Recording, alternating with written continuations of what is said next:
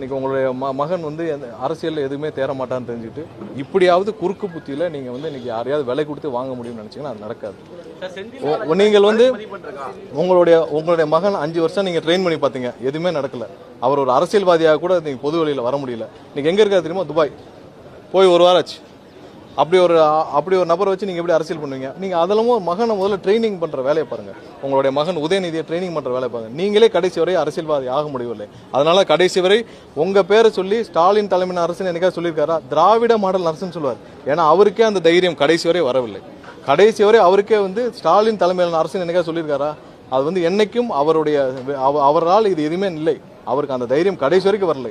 அது கடைசி வரைக்கும் திராவிட மாடல் அரசு தான் சொல்லியிருக்காரு. இப்பவும் சொல்றோம், இந்த திமுகவோட அத்தியாயம் இத்தோடு முடிஞ்சு விட்டது. என்னைக்கு இந்த கேவலமான வேலை, அதாவது அதிமுகவோட சேர்ந்து ஆட்சி அமைக்கணும், பிஜேபியோட சேர்ந்து ஆட்சி அமைக்கணும் முயற்சி செஞ்சாங்களோ, திமுகவுடைய அத்தியாயம், திமுகவோட எதிர்காலம் இத்தோடு முடிஞ்சு விட்டுச்சு. இனிமேல்